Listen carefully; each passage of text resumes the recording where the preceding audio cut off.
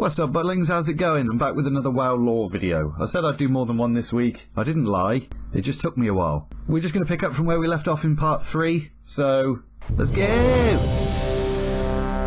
Sargeras and Agramar decided it would be best to split up, only calling on each other if absolutely necessary. This is because the plot needs Sargeras to be on his own. Whilst on his own, Sargeras sees some shit again. He's drawn to a remote corner of the Great Dark. There's a lot of void energy splurting out of a desiccated world. He sees old gods embedded in the surface of the planet. I imagine his first thought was, those squid seem to be humping that planet. This is nasty. But then he realised something even more horrifying. He could hear and feel the world soul inside this planet dreaming. There's a bloody titan in there. These weren't the joyous dreams Sargeras recognised from other world souls he'd encountered.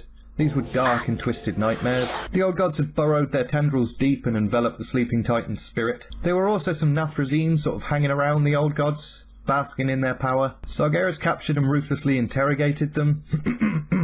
Tortured. They revealed what the old gods were doing and also what the intentions of the Void Lords were. So now, Sargeras knows that the overall plan is to corrupt a planet baby. The planet baby would awaken as an unspeakably dark, powerful creature, something that not even the Pantheon could potentially stand against, and it would consume all matter and energy in the universe. This, quite frankly, scared the shit out of Sargeras. The undefeated champion of the Titans was crapping his pants for the first time. He had no idea that this had been going on. With his heart full of rage and his pants full of poop, he full-on obliterated the Nathrazems he'd interror-tortured, and turned his attention to this dark world itself. At this point, I imagine he cried. He knew what he had to do, and he seems like the kind of guy who probably cried for a while first. You know, emotional. He wears his heart on his sleeve.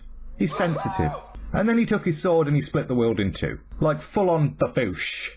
First try. The resulting explosion consumed the old gods and their energies, but it also killed the nascent titan within. Sargeras immediately returned to the Pantheon, summoning Agramar to the Brain Trust meeting as well. He explained what had happened and the Pantheon responded really well. They were all like, "Good job, Sargeras!" Now, what actually happened was, first they were kind of stunned by the revelation that the Void Lords could potentially corrupt a Titan, and then they just got annoyed at Sargeras for killing a Titan. They claimed if he had called upon them, they could have saved the planet baby. He tried to make him realise what he did was necessary, but they weren't having it. It was futile. The rest of the Pantheon hadn't seen it. Apart from Agramar, the rest of the Pantheon had no experience of Void Lords or demons or old gods. They were just sitting on clouds playing harps and stuff. Heated arguments ensued. They couldn't come to an agreement on how best to deal with this threat. This is a Titan brain trust that is definitely not going to end with a team handstack. Above all, Sargeras feared that if the old gods had already started corrupting one planet baby, maybe there were more currently in process. Maybe they were already too late. Sargeras expressed his growing fear that existence itself was flawed. Only by burning away creation could the Titans stand a chance of thwarting the Void Lord's ultimate goal.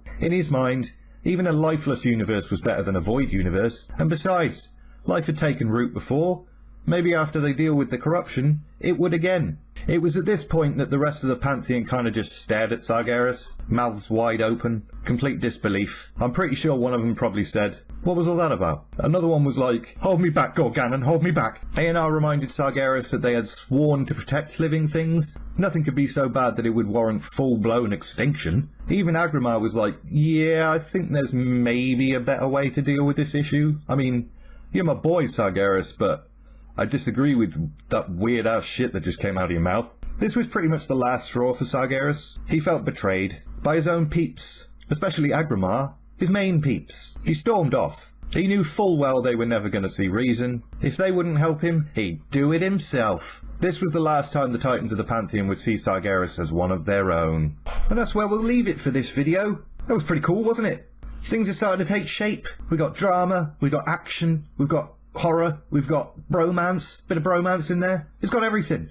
And we're still right at the beginning. I haven't even finished the first chapter in like 4 videos. Thanks for watching. If you liked the video, leave a like, subscribe, all that sort of stoof. Leave a comment if you feel like it. Blah, blah, blah. And all that's left to say is cheerio, toodaloo, see ya, bye, cobbly wobblers, go away.